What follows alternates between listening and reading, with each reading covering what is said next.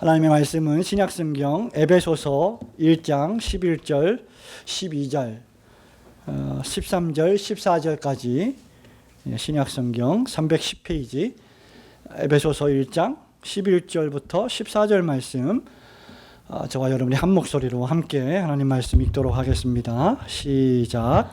모든 일을 그 마음의 원대로 역사하시는 자의 뜻을 따라 우리가 예정을 입어 그 안에서 기업이 되었으니 이는 그리스도 안에서 전부터 바라던 우리로 그의 영광의 찬송이 되게 하려 하심이라. 그 안에서 너희도 진리의 말씀 곧 너희의 구원의 복음을 듣고 그 안에서 또한 믿어 약속의 성령으로 인치심을 받았으니 이는 우리의 기업의 보증이 되사 그 얻으신 것을 구속하시고 그의 영광을 찬미하게 하려 하심이라. 아멘. 오늘은 소요리 문답 제7강 하나님의 영원하신 작정과 섭리에 대해서 우리가 잠시 하나님 말씀을 주어진 본문을 통해서 살펴보기를 원합니다. 지난주에 우리는 성부, 성자, 성령 하나님이라고 하는 삼위일체 하나님, 한 분이시자 삼위격으로 계시면서 완전히 연합해 계시는 하나님에 관한 진리의 말씀을 공부했습니다. 상당히 어려운 말씀이죠.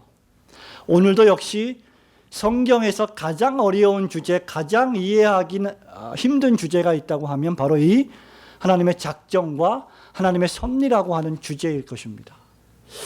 성경적으로 말하자면 이 세상에서 지금 우리 지구상에서 벌어지고 있는 모든 일들, 여러분 개인적인 일이든 사회적인 일이든 국가적인 일이든 전 세계적인 일이든 지금 이 지구상에서 발생하는 모든 일들은 전혀 하나도 하나님의 손 밖에서 우연하게 벌어지는 일들은 없다는 것이 오늘 설교의 결론입니다. 오늘 설교의 서론이자 결론입니다. 여러분, 지금 우리에게 벌어지고 있는 이 모든 사건들은 단 하나도 이유 없이 발생하지 않습니다. 그리고 단 하나도 의미 없는 사건이 절대로 없습니다. 모든 것에는 이유가 있습니다. 그것은 하나님께서 모든 것을 작정하시기 때문입니다. 그런데 우리가 이 하나님께서 모든 것을 작정하시기 때문에 이 지구상에서 발생하는 모든 일들이 아무것도 우연이 없다라고 생각할 때 여러분들은 이 말의 의미를 상당히 조심해야 합니다. 오늘 우리는 지난주에 이어서 또다시 어려운 주제인 하나님의 영원하신 작정과 섭리에 대해 주어진 본문에 대해 묵상하기를 원하는데요. 이 주제를 다루면서 우리는 또다시 지난주에 말씀드렸다시피 우리가 견지해야 될 자세와 태도가 있습니다. 첫째는 겸손이요, 둘째는 경외감입니다. 우리가 겸손함과 하나님을 전적으로 신뢰하는 경외함으로 이 교리를 살펴보고 이 교리를 공부해야만 합니다. 그렇지 않으면 우리는 절망에 빠질 것이기 때문입니다. 결론적으로 말씀드리면 우리는 이러한 주제를 온전히 다 이해하지 못합니다. 아니, 이해할 수 없습니다. 왜냐하면 이러한 주제들은 성경에 기록되어 있는 주제이긴 하지만 저와 여러분의 이해의 범주, 저와 여러분의 지식의 한계를 넘어서는 주제들이기 때문입니다. 하나님, 전능하신 하나님, 성부, 성자, 성령으로 계신 하나님께서 하시는 일이기 때문에 그 일이 우리 인간이 온전히 이해할 수 있는 한계 밖에 있는 일이라는 것입니다. 우리는 이것을 다 이해하지 못한다는 것이죠. 그런데 그럼에도 불구하고 우리가 이것을 다 이해하지 못하는 이유는 하나님께서 일하시는 방식이 불합리해서가 아니라 우리가 그것을 이해하는데 그 능력의 한계를 드러내기 때문입니다. 이것을 먼저 우리가 전제해야만 합니다. 그럼에도 불구하고 우리는 이러한 주제와 이러한 교리를 반드시 공부해야만 합니다. 왜 그렇습니까? 성경이 그것을 선포하고 있기 때문이죠. 성경이 모든 것을 하나님이 작정하신다, 예정하신다, 하나님이 모든 것을 통치하신다, 다스리신다라고 수없이 구약과 신약에서 우리에게 말씀해 주고 계시기 때문입니다. 자, 우리가 다루고 있는 본문 11절, 12절 우리가 오늘 2절의 본문을 다룰 텐데요. 그 7절 위에 가시면 우리가 예배를 시작할 때 읽었습니다만 4절을 보십시오. 4절에 뭐라고 말했습니까? 창세 전에 그리스도 안에서 우리를 어떻게 했다고요? 택했다. 저와 여러분, 나를 시나민이를, 우지민을, 성주원을 하나님이 택하셨는데, 선택하셨는데, 그리스도 안에서 예정하셨는데 언제 하셨다? 창세 전에 예정하셨다. 저와 여러분을 선택하시고 저와 여러분을 구원하시기 위하여 정하신 그 작정이 지금 우리 눈에 보이는, 우리가 활동하고 있는, 우리가 밟고 있는 이 땅, 우리가 보고 있는 저 하늘, 이것이 생기기도 전에 이미 하나님의 마음 안에 있었다는 것입니다. 이것을 우리의 작은 머리로 어떻게 다 이해할 수 있겠습니까? 여러분, 우리의 구원은, 저와 여러분이 받은 구원은 이미 창세 전에 여러분의 것이 된 줄로 믿으시기를 축원합니다. 그런데 그 일이 나에게 어떻게 지금 현실로 벌어졌을까요? 갈라디아서 4장 4절에 보면 사도 바울이 갈라디아 교회 편지하면서 이렇게 말하죠. 때가 참에 하나님이 그 아들을 보내사 여자에게서 나게 하시고 율법 아래 나게 하신 것은 율법 아래 있는 자들을 속량하시고 우리로 아들의 명분을 얻게 하려 하십니다. 창세 전에 나를 선택하시기 위하여 하나님이 작정하신 그 일을 하나님이 언제 하셨습니까? 시행을 하셨습니까? 때가 참에 시간과 공간, 역사의 현장 속에서 그 창세전에 계획하시고 예정하시고 작정하신 일을 지금 우리가 살고 있는 이 현장 속에서 때가 참에 성취하셨다는 것입니다. 이것이 바로 하나님의 작정의 위대한 모습입니다. 세 가지를 생각해 보기를 원합니다.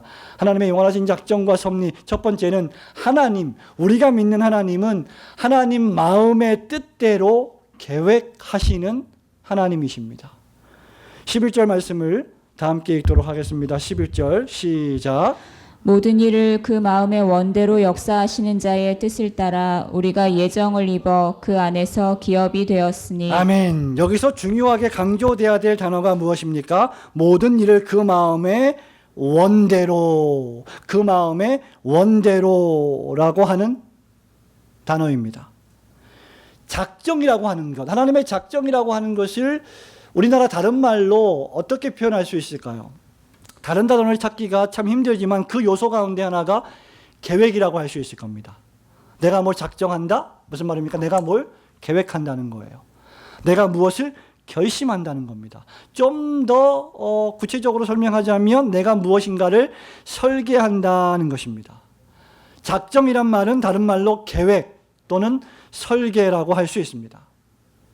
하나님의 작정을 집을 짓는 것으로 한번 비유를 해볼 수 있을 겁니다. 저와 여러분이 건축가라고 생각을 해보세요. 여러분에게 땅이 있습니다.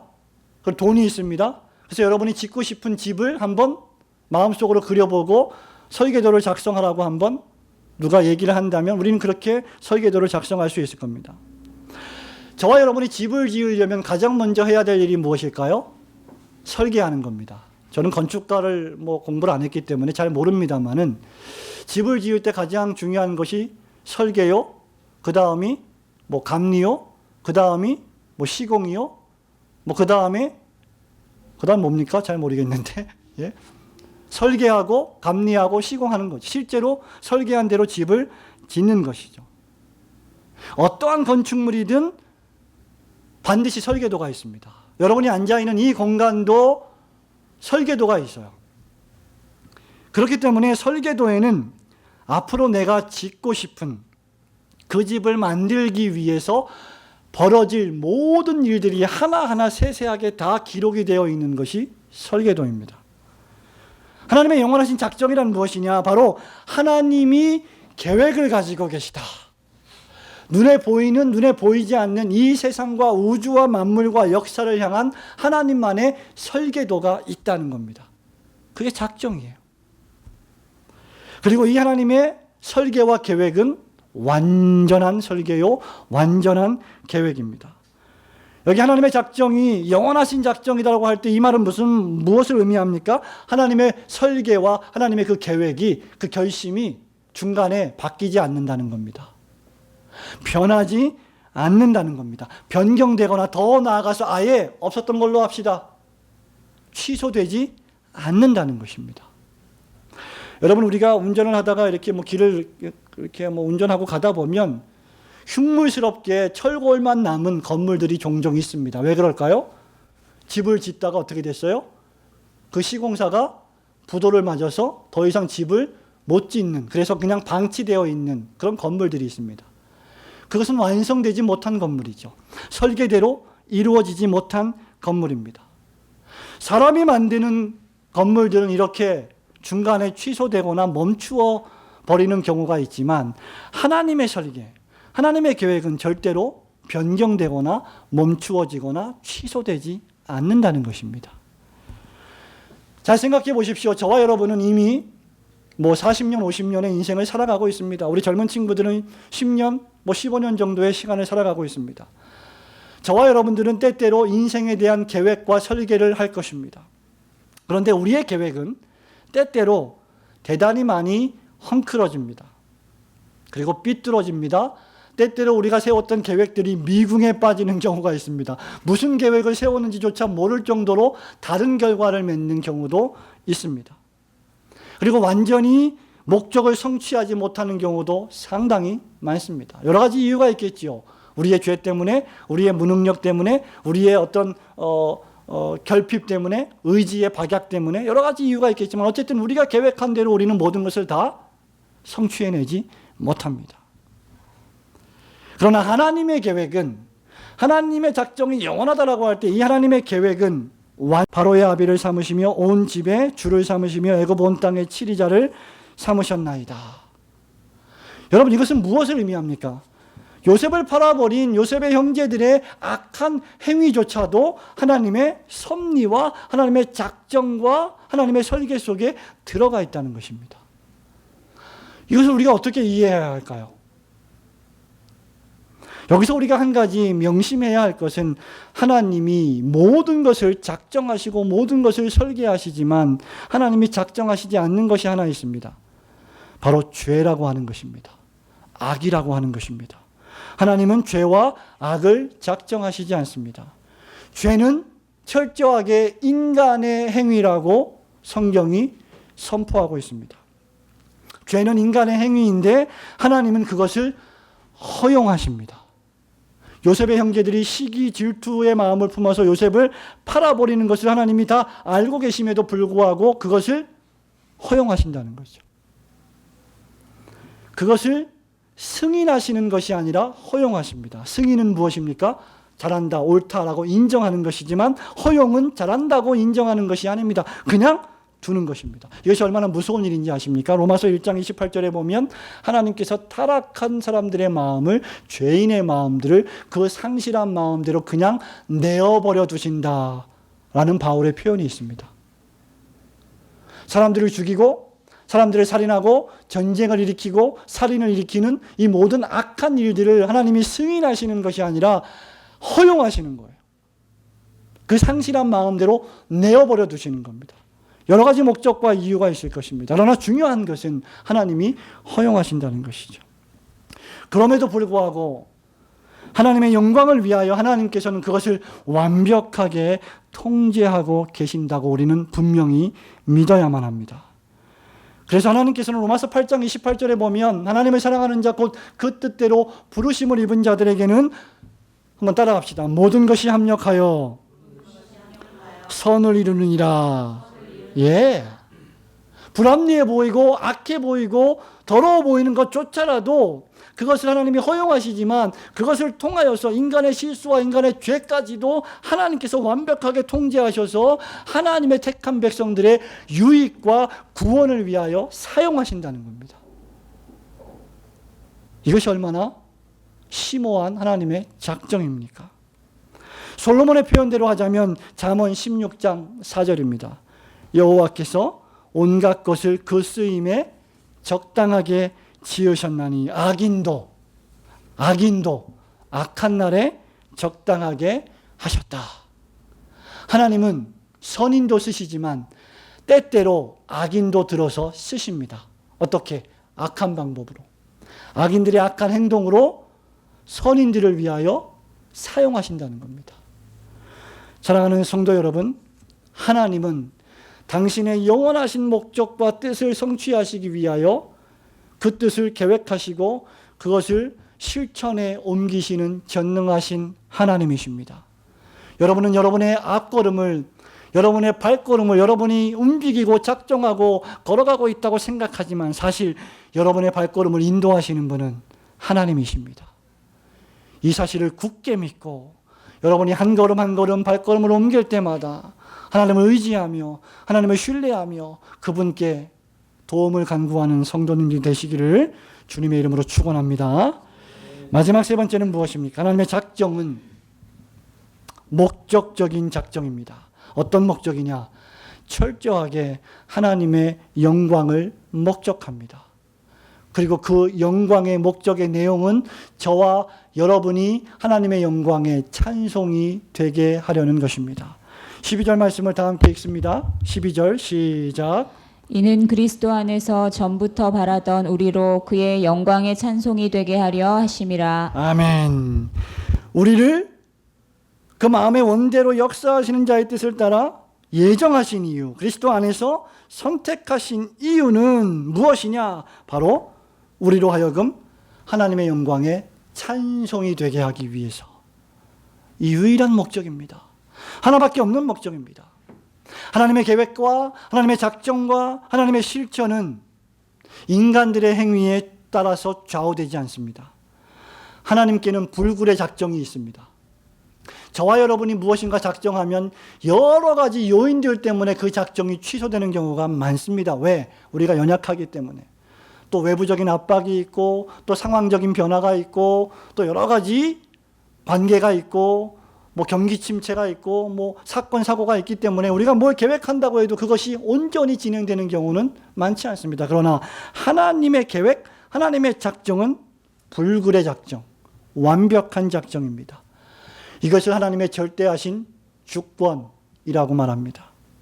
이 주권적이며 이 절대적인 하나님의 작정의 목적이 무엇입니까? 바로 12절입니다. 이는 그리스도 안에서 전부터 바라던 우리로 그의 영광의 찬송이 되게 하려 하심이라.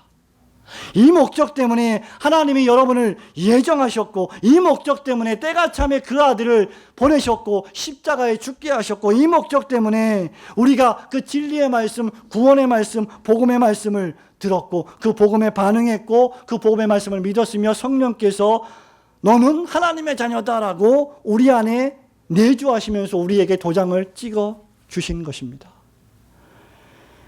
13절 말씀을 보십시오. 그 안에서 너희도 진리의 말씀 곧 너희의 구원의 복음을 듣고 그 안에서 또한 믿어 약속의 성령으로 인치심을 받았으니. 14절에서도 더욱 노골적으로 이는 우리의 기업의 보증이 되사 그 얻으신 것을 구속하시고 그 다음 그의 영광을 찬미하게 하려 하심이라. 믿으시기를 축원합니다. 우리가 하나님의 영광의 찬송이 되게 하시고 그의 영광을 찬양하게 하기 위해서 하나님이 우리를 예정하시고 작정하셨다는 겁니다. 이 목적 하나 때문에 하나님이 지구를 돌리시고 우주를 통치하시고 모든 인간들을 주권적으로 다스리신다는 것입니다. 저와 여러분이 하나님의 영광을 찬미하기 위해서는 반드시 구원을 받아야 하는데, 죄로부터 구원을 받아야 하는데 그 구원을 하나님께서 영원 전에 작정하셨다는 거예요. 우리가 읽은 에베소서 1장 4절에 곧 창세 전에 그리스도 안에서 우리를 택하사 라고 하신 것입니다. 말하자면 우리의 구원은 하나님의 작정이라는 말입니다. 사도행전 13장 48절에 유명한 말씀 있죠? 영생 주시기로 작정된 자는 어떻게 해요? 다 믿더라. 영생 즉 구원을 주시기로 작정된 사람들이 있는데 하나님이 그것을 작정하셨기 때문에 반드시 이루어진다는 것입니다. 요한복음 6장 37절에 우리 예수님 말씀하시죠. 아버지께서 내게 주시는 자는 다 내게로 올 것이요.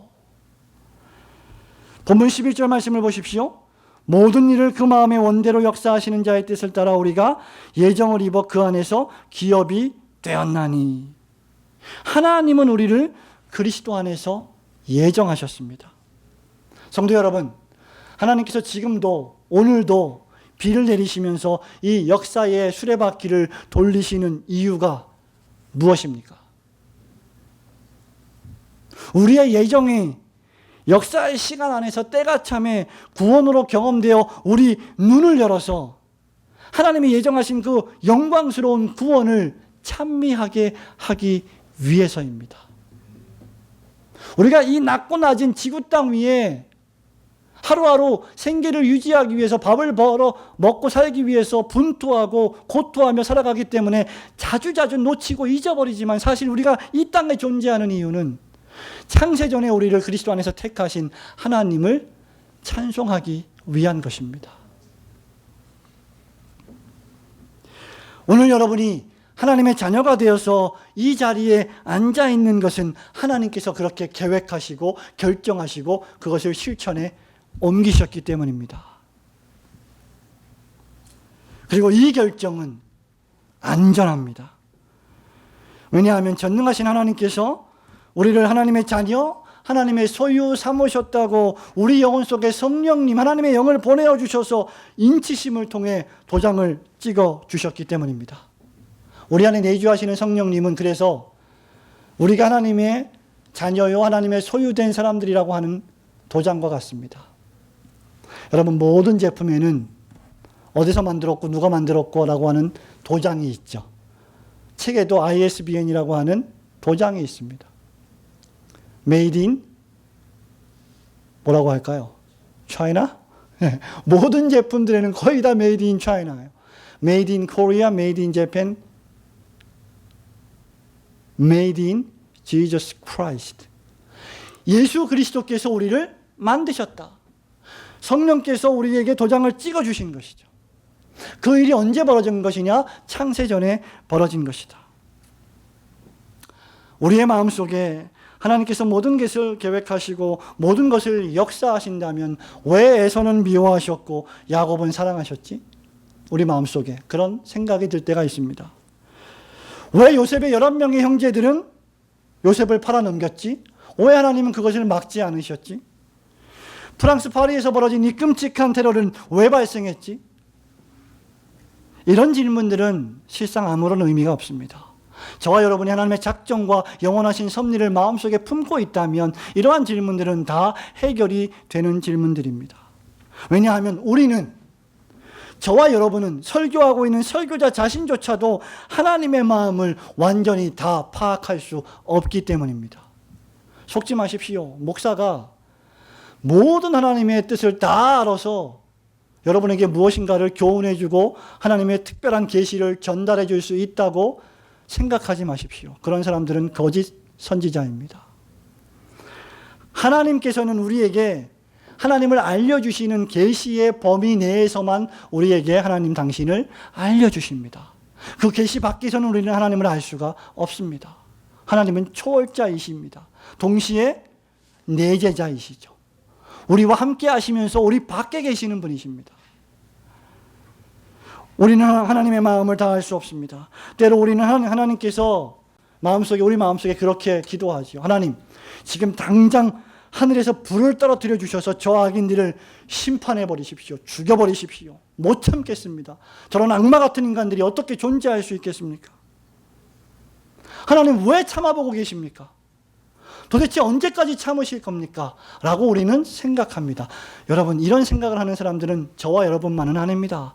구약 성경의 선지자 하박국도 그랬고 많은 시편 기자들도 그랬습니다. 사도 바울 시대의 유대인들도 그랬습니다. 로마서 8장 9장에 보면 사도 바울이 사역하던 당시 유대인들 역시 똑같은 생각을 했습니다. 이에 대해서 바울의 대답은 다음과 같습니다. 로마서 9장 20절부터 23절입니다. 이 사람아, 지금 왜 에서는 미워하고 야곱은 사랑했습니까? 왜 에서는 안 택하고 야곱은 택하셨습니까? 라고 하는 그 유대인들의 질문에 대해서 바울이 대답합니다. 이 사람아, 네가 뉘기에 감히 하나님을 힐문하느뇨. 여기 힐문한다는 말은 talking back to God, 고개를 반짝 들고 하나님 앞에 따지듯이 묻는다는 겁니다. 지음을 받은 물건이 지은 자에게 어찌 나를 이같이 만들었느냐 하겠느뇨. 토기장이가 진흙 한 덩이로 하나는 귀 있을 것을, 하나는 천이 있을 것을 만들 권위 없느냐. 만일 하나님이 그 진노를 보이시고 그 능력을 알게 하고자 하사 멸하기로 준비된 진노의 그릇을 오래 참으심으로 관용하시고, 또한 영광 받기로 예비하신 바 긍휼의 그릇에 대하여 그 영광의 부요함을 알게 하고자 하셨을지라도 무슨 말 하리요. 사랑하는 성도 여러분, 우리는 기억해야 합니다. 저와 여러분은 하나님이 만드신 그릇입니다. 저와 여러분은 피조물입니다. 하나님은 창조주이십니다. 우리가 긍휼의 그릇이 되어 그 영광의 부요함을 조금이라도 깨달았다면 그저 우리는 하나님 앞에 감사와 찬미와 영광을 돌려야 할 뿐입니다. 이런 것들은 하나님의 절대하신 주권적 마음에 달려있는 것들입니다. 그러므로 우리는 다시 앞으로 돌아가서 이러한 주제들을 다룰 때 겸손함과 경외함의 태도로 이런 성경적 주제들에 대해 임해야 합니다. 그리고 다만 우리를 구원하신 하나님의 영원하신 작정의 목적이 하나님의 영광을 찬미하는 것뿐이라고 고백해야 합니다. 사랑하는 성도 여러분, 말씀을 맺습니다. 하나님은 나를 창세전에 미리 아시고 예정하시고 그리스도 안에서 나를 택하셨습니다. 믿으시기를 축원합니다. 하나님께서 나를 위하여 그 마음대로 역사하신 이 작정은 틀림없고 영원하며 변치 않으시며 안전한 작정입니다. 하나님께서 나를 위하시면 그 누구도 나를 대적할 자가 없습니다. 로마서 8장 31절에서 바울이 선포합니다. 그런즉 이 일에 대하여 우리가 무슨 말하리요? 만일 하나님이 우리를 위하시면 누가 우리를 대적하리요? 로마서 8장 38절 39절에서 바울이 계속 말합니다. 내가 확신하노니 사망이나 생명이나 천사들이나 권세자들이나 현재일이나 장래일이나 능력이나 높음이나 깊음이나 다른 아무 피조물이라도 우리를 그리스도 예수 안에 있는 하나님의 사랑에서 끊을 수 없으리라. 이런 사랑을 베푸신 하나님께서 저와 여러분에게 요구하시는 것은 단 하나입니다. 하나님의 영광에 찬송이 되라. 하나님이 우리를 보실 때 우리 자신의 존재가, 우리 존재가 하나님의 영광이 되기를 원하신다는 것입니다. 하나님이 우리를 보실 때 그토록 사랑스러운 존재로 보신다는 것이죠. 하나님이 우리를 보실 때 그렇게 존귀하게 여기신다는 것입니다. 때때로 우리는 이렇게 말합니다. 하나님이 다 계획하셨고 다 결정하셨으니 내가 애쓴다고 해도 안 될 일은 안 될 거고, 또 내가 아무런 노력을 기울이지 않는다고 할지라도 하나님이 계획하셨으니까 될 일은 분명히 될 거야 라고 하나님의 작정과 섭리를 오해하고 왜곡합니다. 성도 여러분, 하나님이 우리를 작정하시면은 우리의 존재, 인격, 생각, 말, 행동까지 다 포함되어 있습니다. 그리고 뿐만 아니라 우리에게 신자로서 어떻게 살아가야 할지를 성경을 통해서 다 알려주셨습니다. 그러므로 우리는 하나님의 주권과 작정을 믿고 핑계할 수 없습니다. 하나님의 작정과 섭리는 우리의 불신앙과 게으름을 위한 수단이 아니라 우리가 더욱 하나님께 가까이 가게 만드는 경건의 수단이 되는 교리입니다. 왜냐하면 우리를 작정하시고 예정하신 그 목적이 우리로 하여금 하나님의 영광에 찬송이 되게 하려 하심이기 때문입니다. 하나님의 나라와 그의 의와 이 땅의 교회를 향하신 하나님의 작정과 섭리를 더욱 깊이 깨달아 하나님의 영광에 찬송이 되시는 성도들이 되시기를 주님의 이름으로 축원합니다. 아멘.